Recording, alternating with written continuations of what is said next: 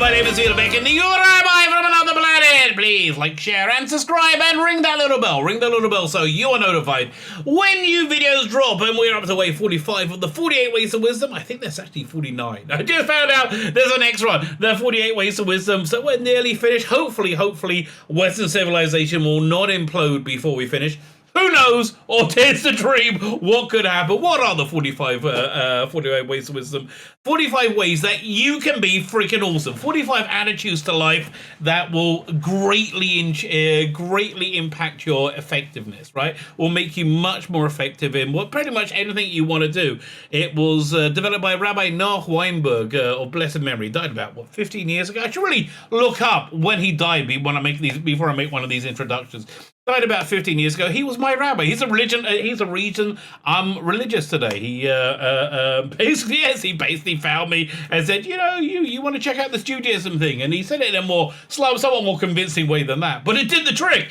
Anyway, so this was one of his go-to things.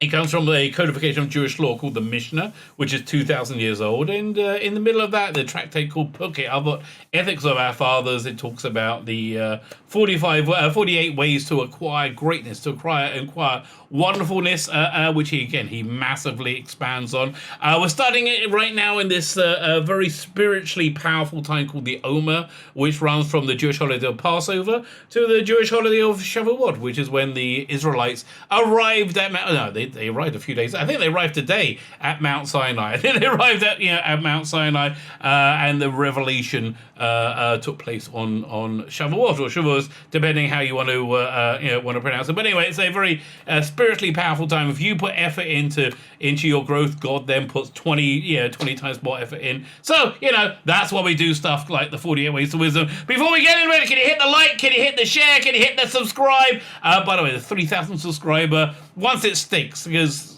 most of the times when you go up, the YouTube takes you down again. The 3,000 subscriber will be added into my new graphic novel. You'll get a cameo in it. I'm just going to need you to send a picture. A picture of yourself. This was an idea by Tracy Thomas. It was Tracy Thomas, isn't it? Oh yeah, brilliant, Tracy Thomas.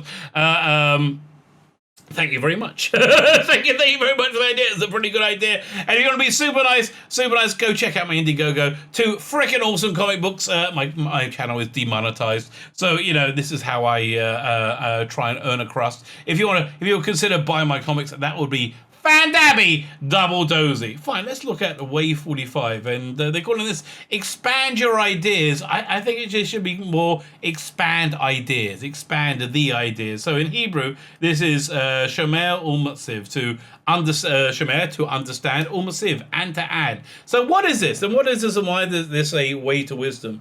It's one thing to understand an idea, to accept a new idea into yourself, to process it, and to make it part of you. But the only way to really grab a new idea and make it part of yourself is for you to add to it yourself, to add something unique to it yourself, and you will have something unique to add to it yourself. Why? Because you are unique, right? So something that's really incredible, really absolutely incredible when you think about it, is that we are all different people. We're all like an incredible collection of our life experiences, which creates attitudes and intelligences, and they're all different and unique from one another. We have an idea in Judaism called Yehud. There's Yehud and Tikkun. Yehud is one's life mission, one's special life task that only they can achieve, because it's only you who are in that particular point in space and time that can add this uniqueness to it. So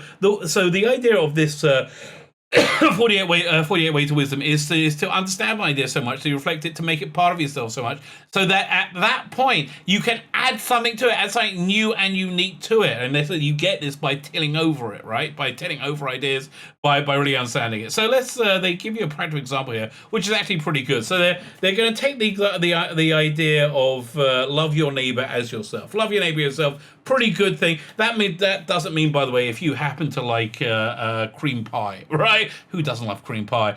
Make sure everybody eat cream pie. No, just make sure everybody eats the things that they like to eat as much as you like cream pie, right? If they hate cream pie, don't feed them a cream pie. That's pretty much the idea there. But love your neighbor yourself. So let's go over this. So point one is, what's the basic point?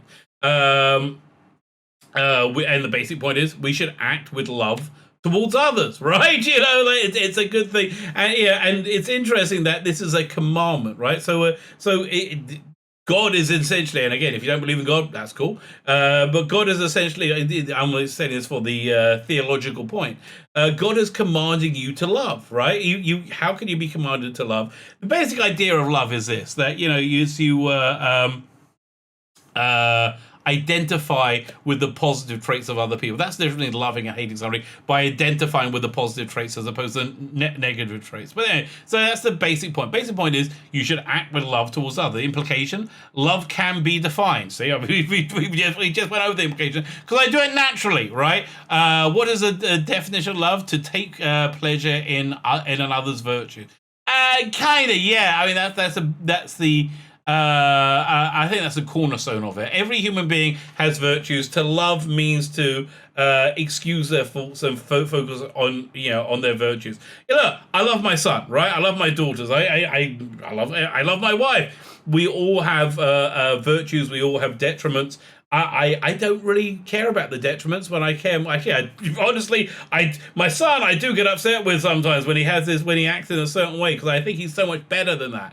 Right, so I do care about his detriments, but I think his essence is with his virtues, right? And that's why that's how you can love someone. That's how you can be commanded to love. But commanded to love is you identify with people's virtues. To the conclusion, so if God says love human beings, then human beings must be intrinsically lovable. And that's a crazy idea, right? And we just get this by going over the idea. This is covered by the fact that almost everyone has at least two people who love him: his parents or her, the parents. Yeah, pretty much true. So the derivation of that is, what is lovable about human beings? Is there something common to all human beings, which is humans are created in the image of God? So again, you need to believe in God to understand this. But I think if you don't believe in God, you can identify with people's basic good. I think people have a basic drive for goodness. Extension, right? What's the extension of this idea? Since we're all commanded to love others, that means that love is something that can be commanded. This goes against the common perception in the Western world. Love cannot be obligatory. No, it can't. Yes, they do say love is blind, but love can be obligatory because you are commanded, as I said, to focus on the positive traits of people rather than on their negative. Parallel. If the Almighty instructs us to love others, it must mean that He loves us. Well, yeah, I guess so, because God's ideas of what's good is His essence, right? But again, this is all from a theological point of view.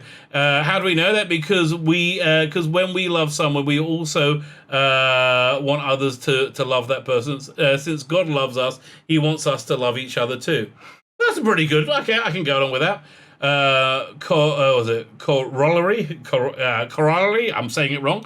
Part of loving someone is protecting them from harm. Therefore, love your neighbor also means fighting for human rights, working against injustice, and stopping violence. But don't fight against injustice in an unjust way, which is kind of like the vogue du jour today. Consequently, if everybody practiced love your neighbors, the world would operate on a far greater degree of patience, tolerance, understanding, communication, appreciation. Yes, that's true. The world would be a better place. This one principle would transform human society. When we love each other, take pleasure in each other and work together, we harness the full potential of the universe. Sense the power. Yeah, pretty much I do. Appreciation. Look back at the time of the Greeks, the Babylonians, the Egyptians who murdered, enslaved, impaled, and yeah, that's just on the good days. History shows that it was Judaism with its innovative declaration of love of humanity that were all made of God. This is very Abrahamic wisdom. This was basically the core of Abraham's world-shaking revelation. So world-shaking that like every major religion, I think including Hinduism, comes from that one person having that one revelation. Judaism, Islam, Christianity, and I think Hinduism as well. That's a whole longer story as well. But the innovative declarations of love, human beings were all made in God's image. That introduced and inspired civil rights and justice into the world. The Jews said, we are all in the image of God, and you've got to love all of humanity. The idea succeeded because the Bible specifies detailed laws on how to translate love into action. Gradually, the Jewish message became accepted of mankind. Yeah, that took a couple of thousand years. But basically, the idea is this: it shows you an idea, that you're telling an idea, and when you put it through your own thought, when you run it through your own head, at that point it becomes part of you, and then you can add something to it, add something unique to it, and you expand it, and you make that idea bigger, you make it greater, you make you greater, right? And it's fantastic. So adding to wisdom, accepting wisdom and adding to wisdom, just a fantastic thing to do. One, the 48 ways to wisdom, and I think a pretty darn good one. My name's Felix Beck, and you're Rabbi from another planet. Please like, share, and subscribe, and ring the little bell so you're notified when new videos drop.